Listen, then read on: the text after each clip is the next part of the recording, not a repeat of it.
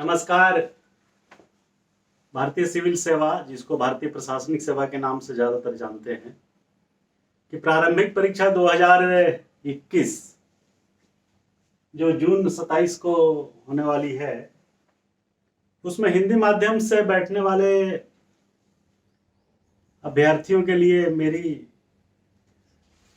सलाह यह है कि आप हिंदी माध्यम से जो भी सामग्री जिस भी तरीके से मिले उन सभी का आत्मसात करें, क्योंकि क्वेश्चन का कोई और छोर नहीं है।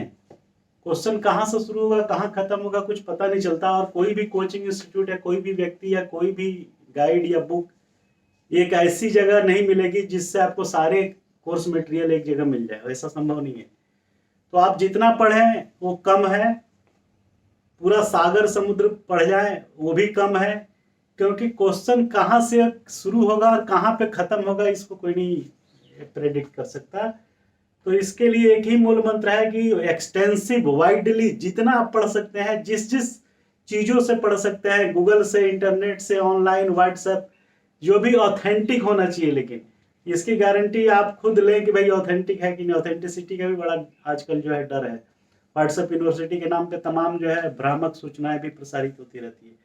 तो ये सब चीज़ों को आप जो है रेफरेंस के तौर पे यूज करें, पढ़ें, लिखें और अपने ज्ञान का भंडार बढ़ाएं। अदरवाइज भैया मुश्किल है, अदरवाइज हो नहीं पाएगा। और जो भी पढ़ें उसको ठीक से समझें, समझना ज़्यादा जरूरी है। अगर आप खाली पढ़ते चले जा रहे हैं और उस ज्ञान को ठीक से समझने का प्रयास नहीं कर रहे हैं तो ये चीज़ें आपके लिए घातक हो सकती है। इसलिए चीज़ों को पढ़ना, उसको समझना और समझ के सही तरीके से उसको इंटरप्रेट करना, उसकी व्याख्या करना, ये ज़्यादा जरूरी है। तो ये मैं पहली वीडियो मैं जस्ट बैकग्राउंड में बनाया था। ये मेरी दूसरी वीडियो है जो preliminary examination GS first paper जो मेरिट आपका निर्धारित करता है। सेकंड पेपर जिसको सीसेट कहते हैं, क्वालिफाइंग होता है, 33% आपको नंबर ला के क्वालिफाई करना होता है, तभी आपका पहला पेपर जो रैंक निर्धारित करेगा कि आप प्री में पास हुए कि नहीं हुए वो बताता है, वो इवेल्युएट होता है। हमने मोटा मोटी बताया था कि आपके जो है 200 मार्क्स में 100 क्वेश्चंस होते हैं, 1/3 नेगेटिव मार्किंग भी होती है। तो आपको 100 से 120 स्कोर, यानी नियर अबाउट सही 50 से 60 क्वेश्चन अगर आप 200 में कर लेते हैं तो आपको जनरल के कैंडिडेट के रूप में तो आपकी पूरी संभावना है कि आप प्रीलिमिनरी पास कर जाएंगे। तो आगे बढ़ते हैं इस उद्देश्य के साथ कि आपका चयन हो, और चयन तो होगा या नहीं होगा ये आपकी किस्मत और 900 1000 लोगों का ही चयन होगा। लेकिन मैं पहले भी बता चुका हूँ, फिर रिपीट करूंगा कि अगर आप आईएएस की तैयारी करते हैं तो उसका सबसे बड़ा फायदा ये होता है कि आप कहीं ना कहीं सेलेक्ट हो जाते हैं, किसी न किसी तरीके से अपने आप को इतना परिपूर्ण कर लेते हैं कि आप पूरा नॉलेज मास्टर बन जाते हैं और उसका सदुपयोग आप तमाम जगह कर सकते हैं। खैर एनीवे, तो पॉलिटिकल साइंस से क्वेश्चंस आते हैं। तो हम पहले आपको ये बताना चाहेंगे कि पॉलिटिकल साइंस में जो टर्मिनोलॉजी है, किसी भी सब्जेक्ट की जो ग्लोसरी है, टर्मिनोलॉजी है, उसको जो है आप ठीक से समझें कि क्या उसका मीनिंग है। अगर आप उसकी मीनिंग को नहीं समझेंगे तो आपको दिक्कत होगी। तो मीनिंग को समझना जरूरी है। टर्मिनोलॉजी के एक एक शब्द होते हैं जो बहुत ही मायने रखते हैं। अगर आप उसका मायने नहीं समझेंगे तो क्वेश्चंस को हल नहीं कर पाएंगे। क्वेश्चन बहुत ही लेंथी और विस्तृत होता है। उदाहरण के तौर पे अगर मैं बात करूं तो पिछले साल का एक क्वेश्चन मुझे दिखाई पड़ रहा है। देखिए, मैं क्वेश्चन नंबर 83 जस्ट एग्जाम्पल के तौर पे समझाना चाहता हूं। 83 नंबर क्वेश्चन पिछले 2020 का प्री का जीएस फर्स्ट का जो है वो कह रहा है कि निम्नलिखित कथनों पर विचार कीजिए। क्या कथन है भाई? पहला कथन है कि भारत का संविधान अपने मूल ढांचे को संघवाद, पंथ निरपेक्षता, मूल अधिकारों तथा लोकतंत्र के रूप में परिभाषित करता है। पहला स्टेटमेंट। दूसरा स्टेटमेंट कह रहा है कि भारत का संविधान नागरिकों की स्वतंत्रता तथा उन आदर्शों जिन पर संविधान आधारित है की सुरक्षा हेतु न्यायिक पुनरावलोकन की व्यवस्था करता है। जुडिशियल रिव्यू की बात कर रहा है।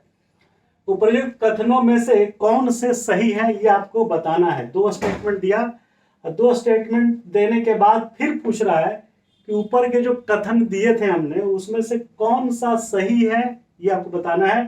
फिर ABCD शुरू होता है। ये कह रहा है केवल एक, यानी 1 नंबर स्टेटमेंट। बी कह रहा है केवल 2 नंबर स्टेटमेंट। सी 1 और 2 दोनों। और डी कह रहा है ना तो 1 और ना ही 2, यानी दोनों ही गलत है। अब आप देखिए कि कितना लंबा क्वेश्चन हो गया, सिंपल नहीं है। पहले आपको दोनों स्टेटमेंट को पढ़ना पड़ेगा, समझना पड़ेगा, फिर आपको ABCD के जो 4 ऑप्शन है, ओनली 1, बी कह रहा है ओनली 2, सी कह रहा है 1 and 2, डी कह रहा है नाइदर 1 nor 2। अब आप देखिए तो कॉम्प्लेक्सिटी आ गई ना, एक एक शब्द को समझना और उसको ठीक से पढ़ना, फिर उसमें से छांटना। तो छांटने का तरीका ये होगा कि पहले तो आप उन स्टेटमेंट ABCD में से जो एक ऐसा ऑप्शन होगा जो बिल्कुल नहीं हो सकता उसको स्क्रैप आउट करिए। नेगेटिव मतलब नेगेटिव रूप में जो है छांटिए कि ये तो हो ही नहीं सकता, डी नंबर सपोज। फिर आप उसको छांटिए, दूसरा कौन सा जो है ABCD में से बचता है वो है या नहीं। तो आप इस तरीके से प्रोबेबिलिटी जो है आपकी बढ़ती चली जाएगी, किसकी, सही होने की, सही होने की संभावना बढ़ जाएगी। तो ये तरीका है। तीसरा तरीका ये है कि आप टाइम मैनेजमेंट जरूर रखें। ये नहीं कि एक ही क्वेश्चन पे आप 2 मिनट 4 मिनट लगा दिए। 100 क्वेश्चन है और शायद 2 घंटा या 3 घंटा जो भी टाइम है उसके इक्वल डिस्ट्रीब्यूशन कर लीजिए। तो अब इस क्वेश्चन को समझने के लिए क्या जरूरी है ये मैं बताना चाह रहा हूँ। ये क्वेश्चन का आंसर हम यही छोड़ देते हैं, इस पे बाद में आते हैं। लेकिन इस क्वेश्चन को जानने के लिए, समझने के लिए और उसका सही आंसर फाइंड आउट करने के लिए क्या जरूरी है वो मैं बताता हूँ आपको। अब आप देखिए ये क्वेश्चन का जवाब वही बच्चा दे सकता है जिसने ठीक से पढ़ा हो, जिससे संविधान की जो मूल प्रस्तावना है उसको ठीक से पढ़ा हो और पढ़ने के बाद उसका ठीक से मनन किया हो, अदरवाइज वो नहीं दे पाएगा जवाब। तो इसकी संविधान की प्रस्तावना पे आते हैं, उस क्वेश्चन को ही छोड़ते हैं। संविधान की प्रस्तावना बताने के बाद हम फिर से उस क्वेश्चन पे आ जाएंगे ताकि आपको समझना आसान हो। तो इसमें जो मेन बात है कि भारत के संविधान की प्रस्तावना क्या है, और ये इसको रट लीजिए क्योंकि ये कई बार मेंस में पूछ लेता है कि भारत के संविधान की प्रस्तावना लिखिए, और हम सबको वैसे भी मालूम होना चाहिए भारत के नागरिक होने के नाते, अदरवाइज। तो भारत की संविधान की प्रस्तावना यह है कि हम भारत के लोग मतलब पूरे citizen of India, हुसोएवर is citizen in this country by birth bye adoption any means, हम भारत के लोग भारत को संपूर्ण प्रभुत्व संपन्न समाजवादी पंथ निरपेक्ष लोकतंत्रात्मक गणराज्य बनाने तथा उसके समस्त नागरिकों को सामाजिक, आर्थिक, राजनीतिक, न्याय, विचार, अभिव्यक्ति, विश्वास, धर्म, उपासना की स्वतंत्रता प्रदान कराने तथा उन सब में व्यक्ति की गरिमा और राष्ट्र की एकता और अखंडता को सुनिश्चित करने वाली बंधुता बढ़ाने के लिए दृढ़ संकल्प होकर आज दिनांक 26/11/1949 को इस संविधान में इसको आत्मर्पित करते हैं, अंगीकृत करते हैं और अधिनियमित करते हैं, इनेक्टमेंट करते हैं। तो ये आपको पहले रट लीजिए, ये मेंस में कई बार आ जाते हैं, इसलिए मैं बार बार बोल रहा हूँ कि रट लीजिए। रटने से फायदा है कि तमाम PCS IAS के एग्जाम में खाली यही क्वेश्चन आ जाता है, 10-20 नंबर का होता है सीधे। कई बार तो प्रस्तावना लिखने को बोल देता है तो आप इतना लिख के छोड़ देंगे। कई बार कहता है कि उसकी व्याख्या करिए, और जब व्याख्या करिएगा तो उसमें बहुत सारे शब्द हैं जिसका इंटरप्रिटेशन जरूरी है, फिर वो क्वेश्चन का स्कोर भी बढ़ जाता है, फिर वो 10 नंबर का नहीं 15-20 नंबर का सवाल हो जाता है। खैर एनीवे, तो इसको रटना जरूरी है, कृपा करके रट लीजिए, दोनों जगह काम आएगा, PCS में भी बहुत बहुत काम आएगा। तो इसमें पहला शब्द है कि हम भारत के लोग। तो भारत के लोग कौन? We citizen of India by adoption और by means of natural birth. संपूर्ण प्रभुत्व संपन्न मतलब जो हमारे देश की अपनी जो शासन व्यवस्था है, जो कानून है, जो एक्ट है, उससे गवर्न होता है। किसी बाहरी शक्तियों के द्वारा हम गवर्न नहीं हो सकते। संप्रभु है। संप्रभु का मतलब जिसमें बाहरी देशों का कोई हस्तक्षेप नहीं है, उनके अधीन नहीं है, हम खुद संप्रभु है।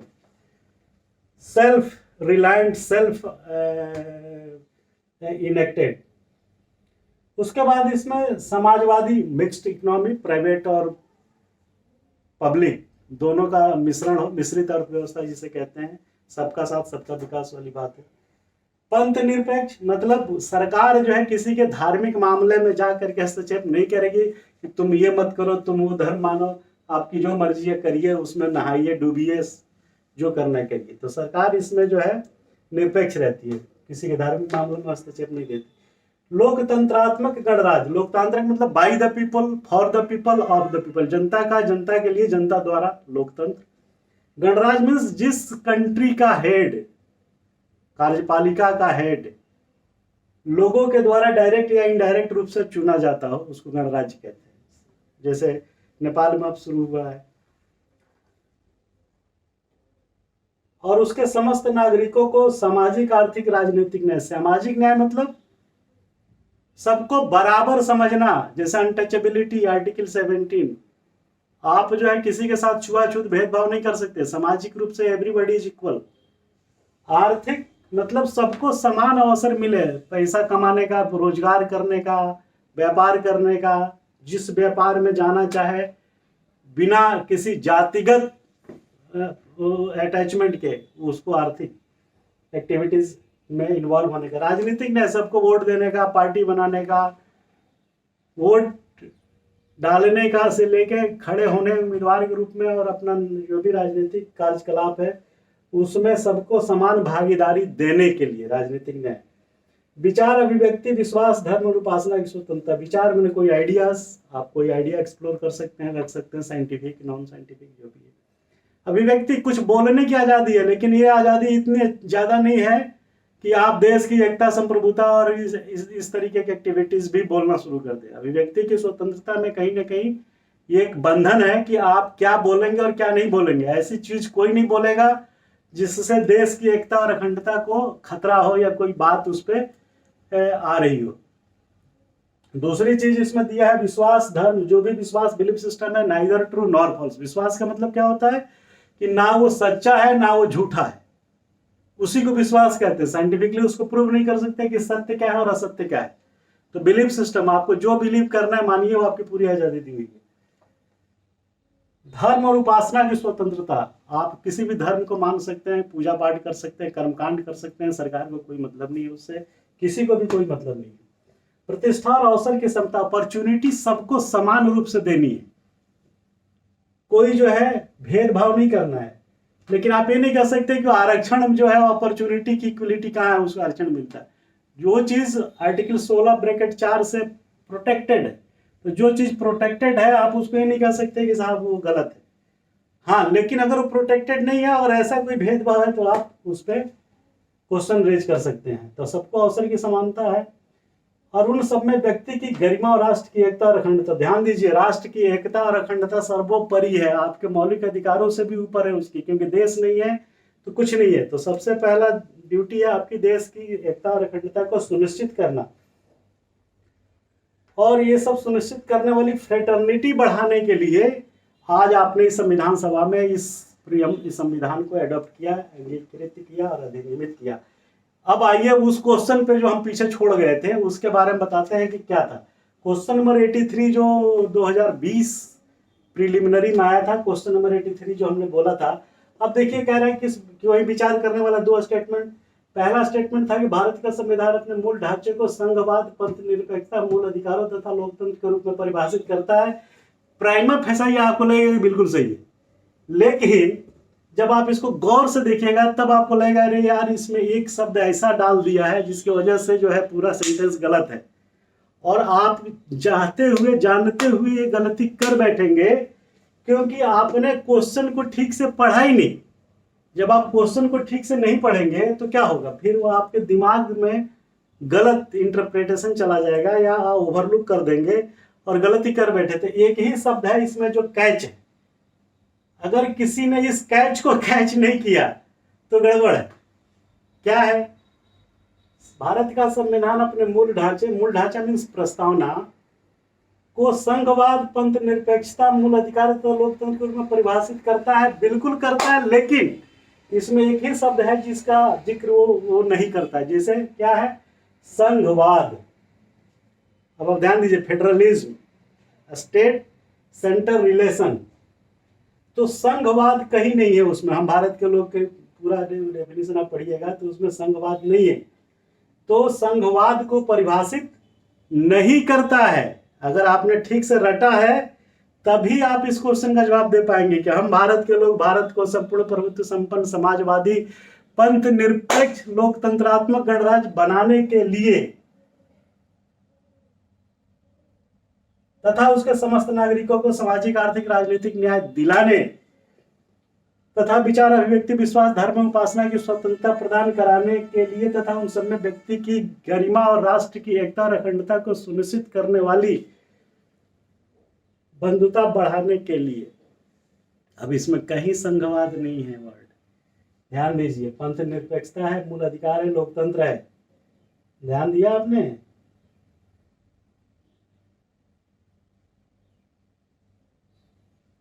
लेकिन कहीं भी जो है संघवाद नहीं है, तो ये सेंटेंस गलत हो गया।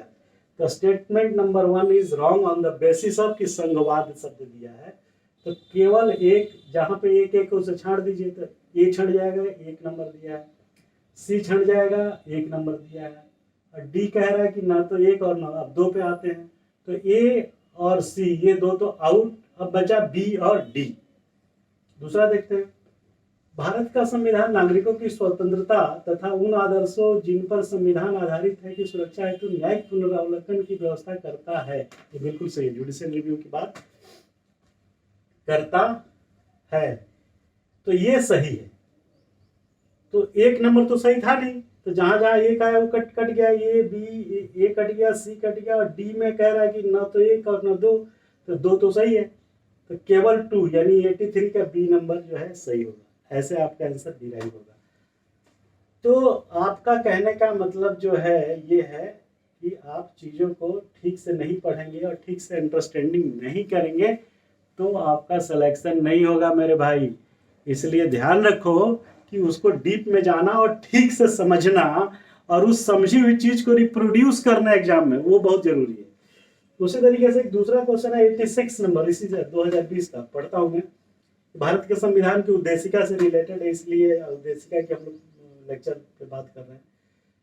संविधान का भाग है, भारत के संविधान की उद्देशिका पहला है संविधान का भाग है किंतु कोई विधिक प्रभाव नहीं रखती है। अच्छा,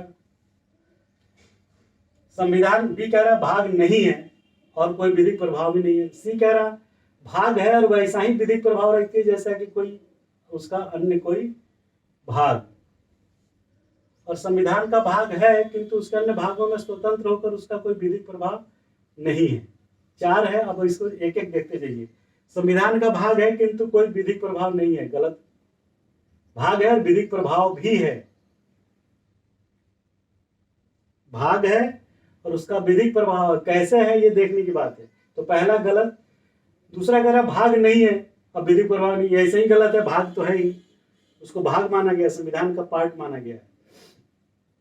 सी कह रहा कि संविधान का भाग है और उसका वैसा ही विधिक प्रभाव है जैसा कि कोई उसका अन्य भाग। ये गलत फिर कह दिया। भाग है यहां तक तो सही है, ए में था कि कोई विधिक प्रभाव नहीं है, वो गलत हो गया।